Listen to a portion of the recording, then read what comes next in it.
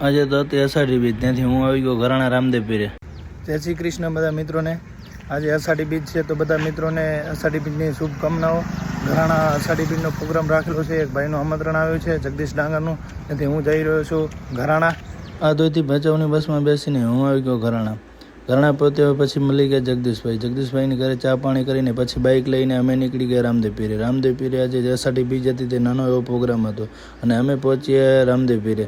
રામદેવ પીરે આવીને અમે રામદેવ પીરના દર્શન કરી લીધા. પછી જગદીશ ડાંગર અને શામજીભાઈ બંને આવી ગયા મંદિર પર ધજા ચડાવવા માટે. બંને ભાઈઓ મંદિર પર ધજા ચડાવી નાખીને પછી અમે આવી ગયા નીચે. પછી અમને ઘરાણામાં મળી ગયા એક ચોરાણના ઓળખીતા મિત્ર. આ ભાઈ રમેશ પરમારના ખાસ મિત્ર હતા.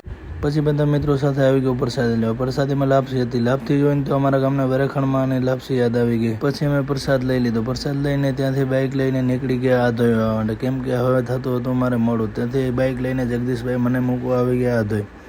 આધોઈ આવીને મળ્યા એસપી સાહેબને. એસપી સાહેબ વિદ્યાર્થીઓનું સિલેક્શન કરી રહ્યા હતા ખોખો માટે. પછી સાંજના બધા વિદ્યાર્થીઓ પહોંચી ગયા ટ્યુશનમાં. હું ફ્રી થઈ ગયા હતા, બાઇક લઈને નીકળી ગયો આધોઈમાં. હું આવી ગયો બજારમાં. બજારમાંથી મારે વસ્તુ લેવાની હતી, તેથી વસ્તુ લઈને પછી આવી ગયો કિશનને મળવા માટે પચા કાકાની ઘરે. આજે તો વાઘ માટે હું લઈ આવ્યો હતો ચોકલેટ, તેથી વાઘ તો રાજી રાજી થઈ ગયો.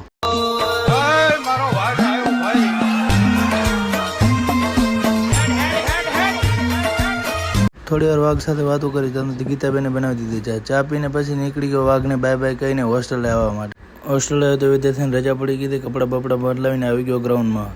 છોકરાઓને કબડ્ડીની પ્રેક્ટિસ કરવાની હતી, તેથી બધા વિદ્યાર્થીઓ આવી ગયા હતા ગ્રાઉન્ડમાં અને લાગી ગયા પ્રેક્ટિસ કરવા માટે. પ્રેક્ટિસ કરીને પછી નાહી ધોઈને હું પહોંચી ગયો પ્રાર્થનામાં. પ્રાર્થના પૂર્ણ કરીને બધા આવી ગયા છે જમવા. આ છે આપણે આયુષભાઈ, સૌથી નાના વિદ્યાર્થી.